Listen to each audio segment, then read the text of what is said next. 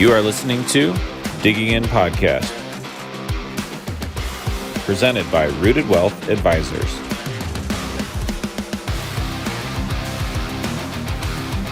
Hey everybody, and welcome into our brand new podcast, Digging In, presented by Rooted Wealth Advisors.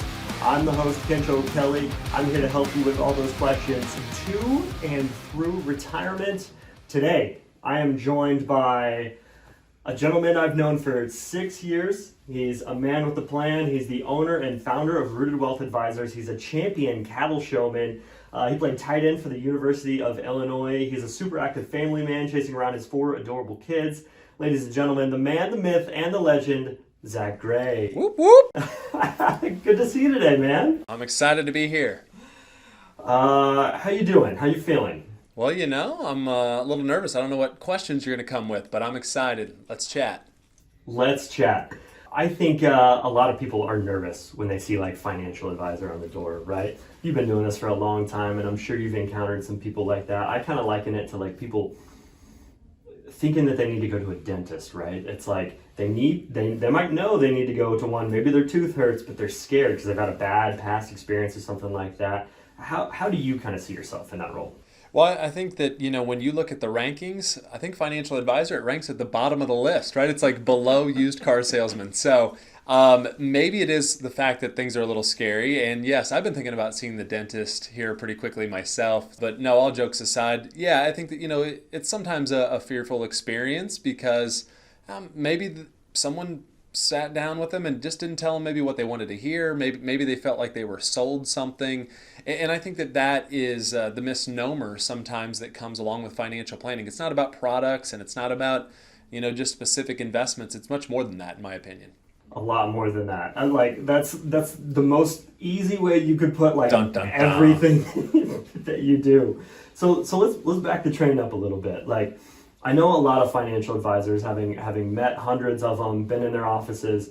Very few kids want to grow up to be a financial advisor, right? Like unless their dad, their uncle, their mom, their aunt are a financial advisor, either you want to be, an NFL player or a firefighter or something like that. Like, how did you get into this?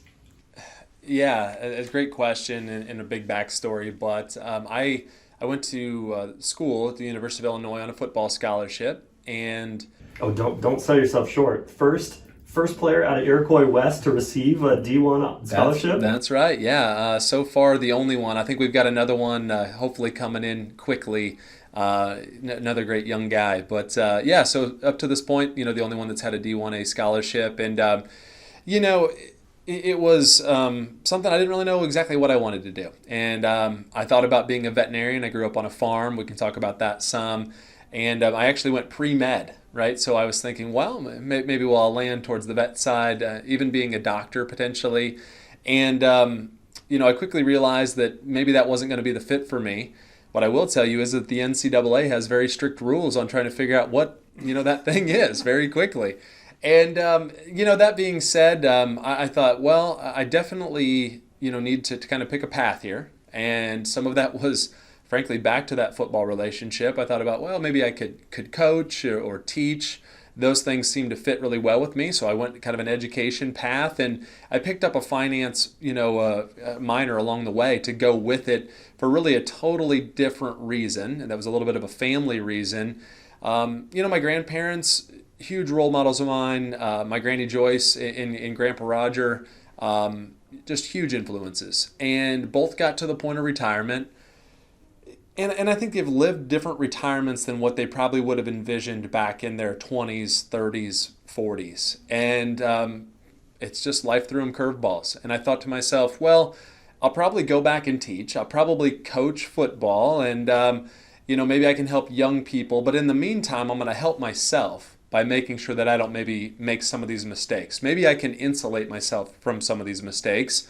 And I don't even know that mistakes is the right term, right? I mean, they just ultimately had to roll with the punches, and I can get into those stories more. But what I will say is that, no one thinks about financial planning typically when they're a high school kid. I want to do something different. I was going to play in the NFL, and A few back surgeries cut me short of that. So There's still hope. there is still hope. And I technically still have probably like a year of eligibility left, okay?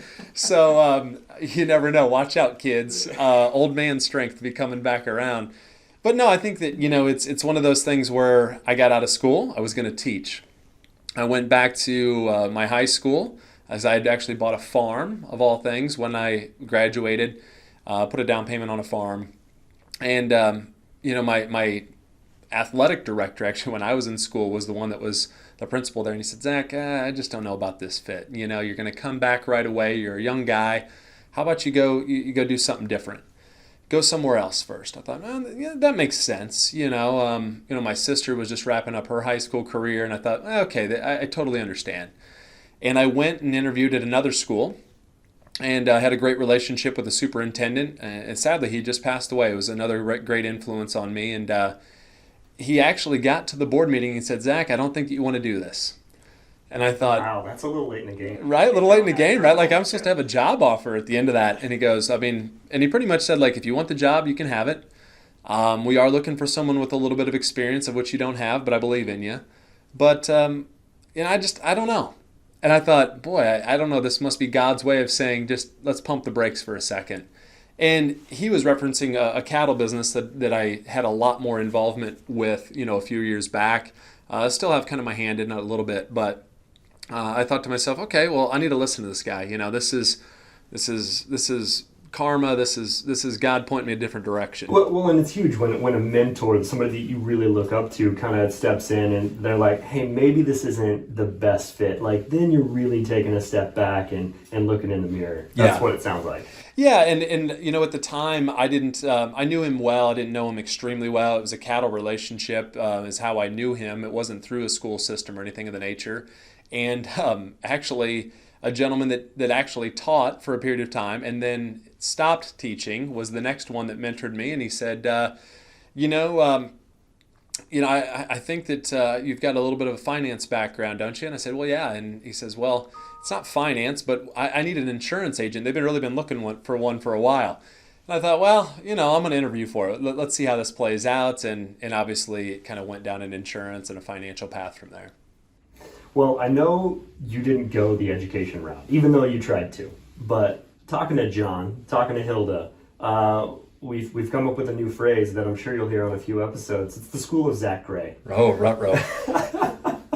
Some people go to the School of Hard Knocks. Some people go to the School of Zach Gray. Oh, no, it's just like I think you've seen that in other people. Like you've looked for mentors, and whether that's people to glean business knowledge off of, or just like for personal relationships, somebody that you can lean on, go to for like words of wisdom and stuff like that. And I think John and Hilda and even myself, like we've kind of come to you with all life events and just your guidance. Like you've been able to pass that on. So that's something like we super appreciate it. We've just kind of coined it the School of Zach Gray.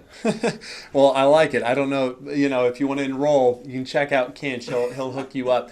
But yeah, I hope that we can be a good positive influence. And I think that's one thing that, my wife Jenna and I have kind of thought and prayed on a little bit. And, it's not just about being an influence to our clients. I hope that we can be a real positive influence there. I do believe from the bottom of my heart that we do the right thing for the client.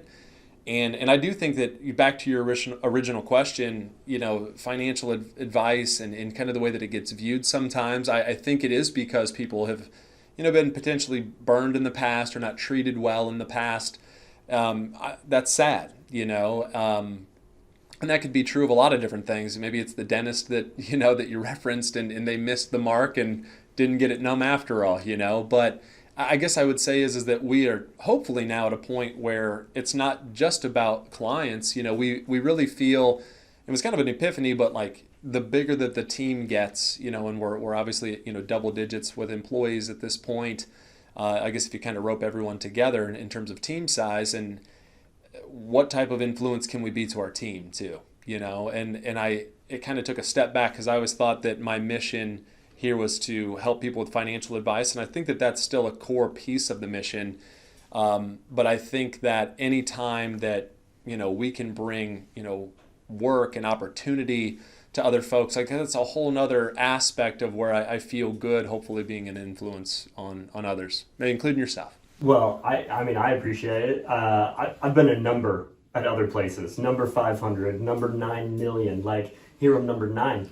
There you so go. Like it's I mean, it's a family feel. It's definitely different, and the way you and Jenna like take care of the team. Let's not forget Jenna. She's the woman behind the scenes who like makes sure you have your shirt buttoned every day before you leave for work. There we go.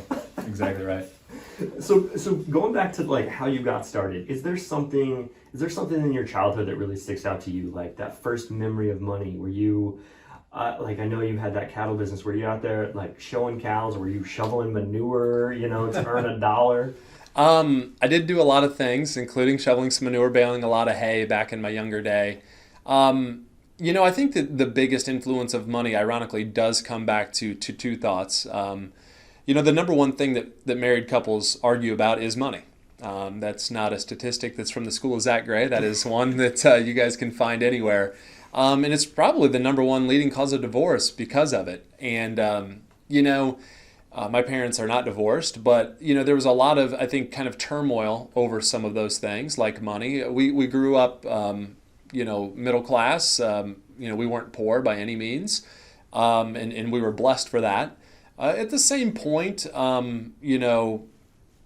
my parents, and I don't think anyone should apologize for maybe, wanting a decent vehicle and wanting, decent things. And, they had a home that they built, as soon as they got married before they had kids. And there was arguments, though. There was discussion, heated discussion about what can we afford, what can't we. And the show cattle arena is one that takes a lot of capital. And frankly, it's something that we lacked. I think that there came a whole nother good component that I would classify as a really good attribute of mine, which is hard work, that came from that because we had to kind of outwork a lot of the rest, right? And that's been, I think, a theme that's played out. I don't want to sound boastful, but I think that has served me well there. It served me well in football. I mean, they say, yeah, he's a decent-sized kid, but he's at a school that has 60 kids in his class. Right.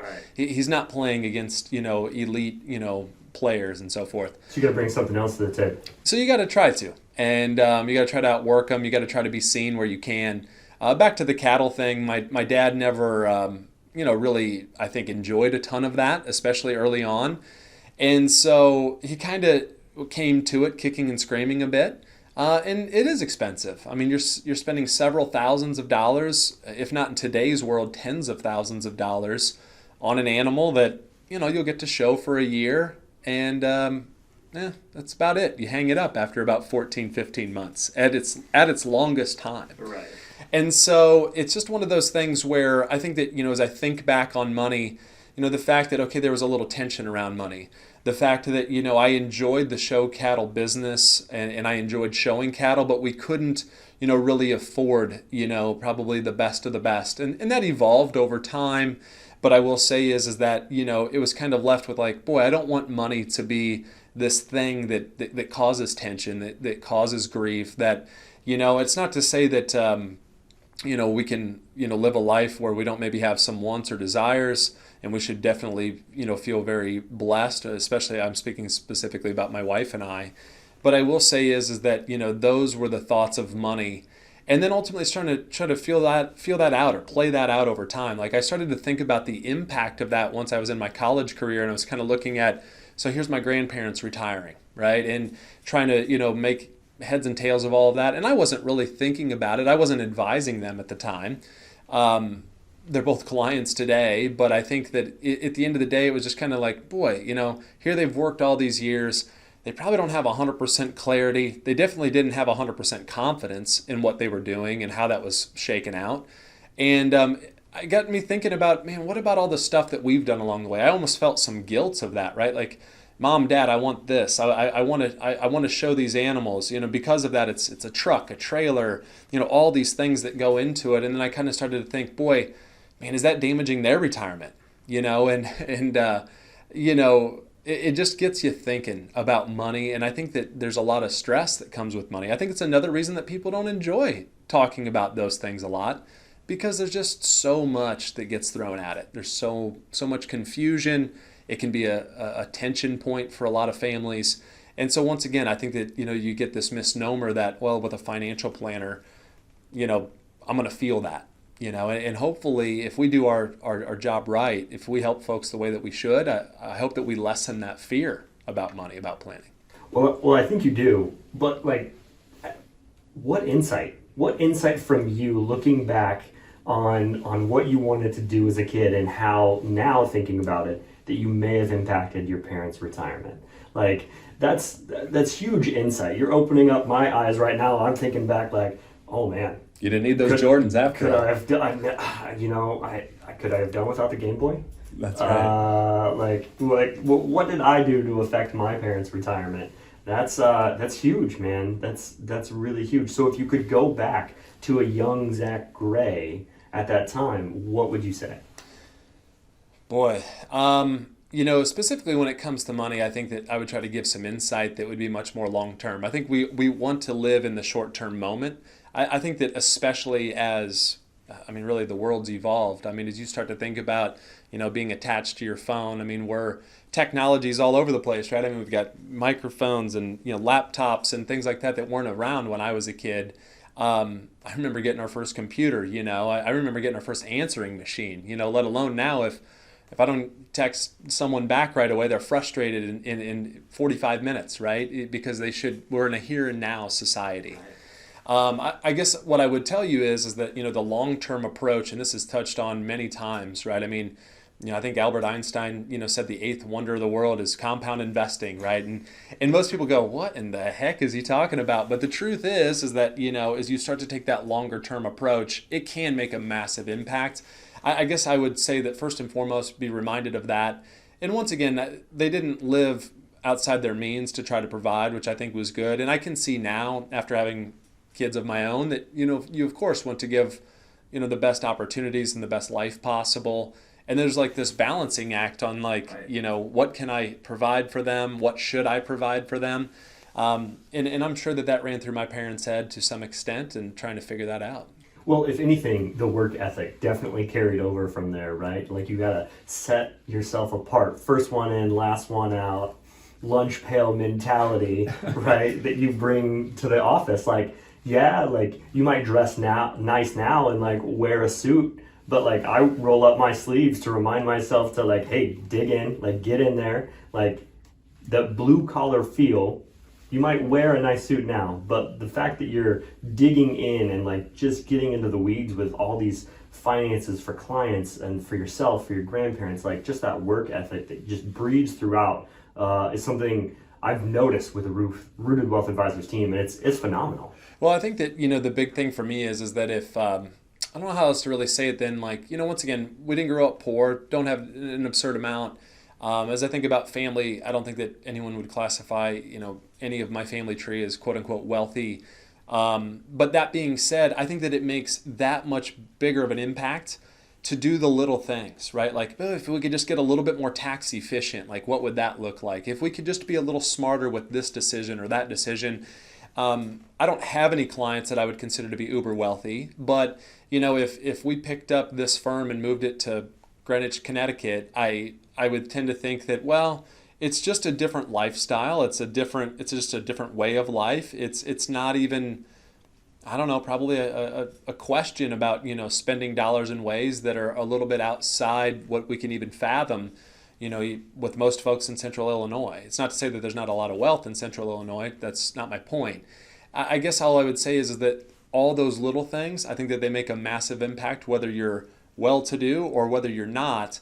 But what I will say is that maybe the more blue-collar folks of the world, not that they need it more or less, it can make a really big impact for them, and it can give a ton of peace of mind. And that's what we have found to be kind of our calling here in Central Illinois, is to help folks that, they've worked really hard for their money, and we believe that, you should have someone working as hard for your money and your family as you've worked your tail off to build that over the years, and try to make the best use of those things. So, we're blessed to have worked with clients now throughout the country, but it's just something that's never left. And, hopefully, the work ethic side is something that drives the entire team. And once again, it's not just about, working hard. We have to kind of incorporate trying to work smarter along with, and it's not just about number of assets that we bring to the firm. I think that it's something we have to consistently remind ourselves of, is the number of families that we impact along the way. Absolutely. I heard it just like you guys heard it. Don't worry, Zach's not picking up the firm and moving to Connecticut. Not going to Connecticut. Not anytime soon. There's not enough land for all the cows out there. That's right. That is right. This might be asking a lot for a financial advisor, but can you open up and share your biggest financial mistake? Oh boy. I've made a lot of them along the way. Wasn't prompted for these questions, so let me think here. I'll also counter it with the best financial decision you've ever made. I'm going to be kissing up here for a minute, but I spent a lot of money on that wedding band, and it was I think it took that to get her over the top. Right. I had to open the box and she had to be sold, I would say that the best financial decision that I ever made, actually probably from a cash flow perspective and just even from a peace of mind, was to start my own investment firm. And it's grown and flourished very quickly, and we're super blessed to have worked with a lot of folks, hopefully some folks that are watching and listening. But, that was really scary moment as well. I'll make that a short story, but, I worked for a captive company for about a decade. So kind of took that path that I described earlier, went down this more insurance path, and there was a change kind of from the brand was like an insurance and financial brand. It went more of a financial direction, and Obama ran for office, and frankly, I really didn't know who he was, right? I thought, well, here's a guy running for the president of the United States. He's from Illinois. I probably ought to know who this guy is. I'd even ask around a little bit, like, hey, have you ever heard of this Obama character? He's running for office. And I was young at the time, so obviously I hadn't followed politics. But the point is that he says, everyone that's working with your hard-earned money should be a fiduciary. And for those of you that might not know what a fiduciary is, it's, in a nutshell, be working in your best interest. And I thought, well, we're already doing that. That seems to make sense. Hey, if someone came in and wanted to work with my parents' money, I would want to make sure they're doing the right thing with their money. Absolutely. That's what I would want, right? And even there's a bit of a selfishness that I thought, not only is that the right thing to do, not only is that what I feel that we're doing already, I think that'll sound really good to Kinch when I say, hey, man, I'm a fiduciary, and that's a fancy title for I've got your back, right? And at the time, I said, yeah, I'm going to do this. And they said, well, no, you're not. And I thought, okay, well, I kind of backed off for a moment. And once again, we were a pretty big producer. They were probably in the top 10 advisors in the country for that smaller firm. And I went back to them and said, I'm going to do this. And they said, well, no, you're not. And I thought, well, yes, I am. And it became this kind of banter back and forth. And I realized why they couldn't now. I won't go into all the details of that. There's some nuances on, testing and how you have to be, structured for certain, levels of advice. But at that point, I thought, you know what, I'm gonna give this thing a shot, because I think that this is the way that the business is going. I think that this is the way that it should be going. This is the way I would want my grandparents treated, my parents treated. And ultimately, I left that, and everyone thought I was crazy. They're like, listen, you've led the agency, you've led the district, you're top 5 in the country. There's a couple months left in the year, and they have a bunch of contests and and they thought, what in the world is going on? And I just, at the time, I thought I'd leave, and I thought everything would just be roses, and it was anything but that for the first couple of months, especially. But looking back at it, it's probably the best financial decision from an asset and cash flow perspective, but it was probably also in terms of emotion and how I feel when we help someone. I realized that we don't have to take a cookie cutter approach. We don't have a set number of tools in the toolbox that I can grab. We can literally go grab any tool that is right for the job. And so it's satisfying not only in terms of what it's done for me financially, but it's also really satisfying, in terms of the emotions of helping people, helping employees, and obviously being proud of what we built. I mean, that's huge. For those of you that don't know, correct me if I'm wrong, the fiduciary standard, you have to be legally obligated to have the client's best interest at heart, correct? That's right. The other standard is suitability standard, which Correct. is just they have to show that maybe they're in the right ballpark, Yes. I mean, is that a fair? Yeah, it comparison? is. It's a fair comparison, and basically what they're saying is hey, this is, and back to the tools in the toolbox. Even we grabbed this tool out because we think it's suitable for the job. It's kind of like It may work. it may work, right? It's like, well, we could probably, either use like a lug wrench to change the tire, or I guess you could use a set of pliers. It's just gonna take you a while, and it may or may not work, right? You might end up limping it into the station anyway. And I think that once I realized that, once I was, frankly, a bit eye-opened early in my career to say, well, I'm using this product, but I wonder what other investment options are out there. Wait a minute, that seems like it might also fit the job. And then I started to scratch my head to say, well, is that a better mousetrap than what we're using here? And that's kind of what led us down this discovery path. But yes, suitability, fiduciary standard, and that's really important for anyone that's looking at this, whether it's Rooted Wealth Advisors, and hey, I'd love to have that conversation, but if it was anywhere in the world, I think that having that conversation of, hey, how do you get paid? It should be probably something that you have a discussion about. What influences your decisions? What type of investments do you use and why?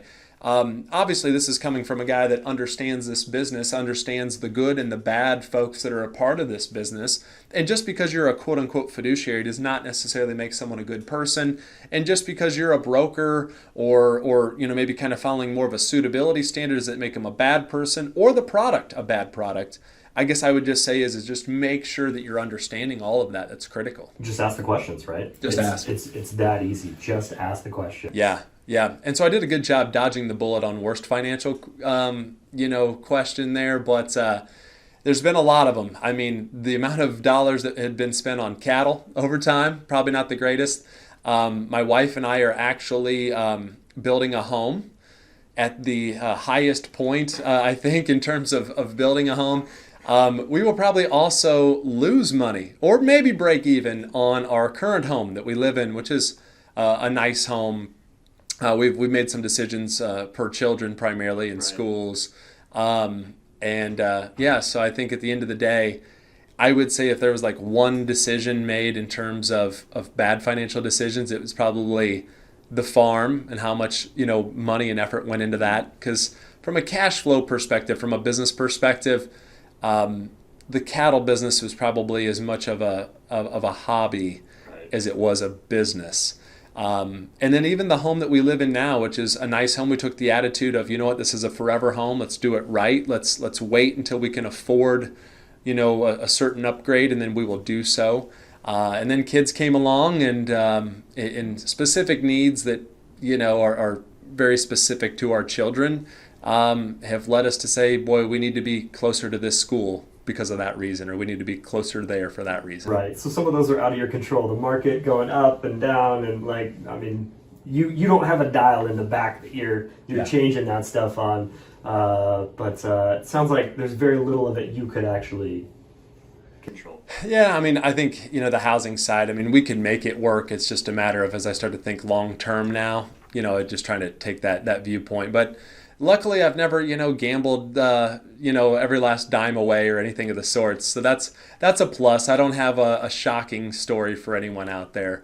But I will tell you that even leaving, if you would have asked me that same question after I left that captive relationship to build this firm, 3 months into that, I probably would have said, this is the worst financial decision I've ever made. And, it's once again, I think it's a testament, I think, to the team that we have here. It wasn't near as big at that time. I only had one team member. I think it's also a testament to, the trust that our clients have with us. And I think also to the impact, though, that we've been able to make. And it wouldn't have scaled if it wasn't for the positive impact that we do make with folks. And that sounds a bit egotistical, but I do believe it in the bottom of my heart, because it wouldn't have grown. If this was a self-serving, me cash flow type business, if I was worried about selling a product for a commission, if I was thinking about a client as a dollar sign, it would have never grown, and it would have never flourished to what it is right now. And, I'm thankful to have taken a much different mindset than that. Do you have anything else to add today? I think that's a good wrap, man. I think hopefully that gives a little insight to myself, to the firm, and we can pick it up and hopefully chat for another episode sometime. Absolutely. We'd like to thank our presenting sponsor today, Rooted Wealth Advisors, for today's show. If you have any questions about anything you've heard here today, they'd love to visit with you. And if you'd like a copy of the book, Your Retirement Lifeblood, give them a call, 815-918-4727. Again, that's 815-918-4727. And let them know that you heard about them from Digging In. That's it for us today. Until next time, keep digging in. This was Digging In Podcast, presented by Rooted Wealth Advisors.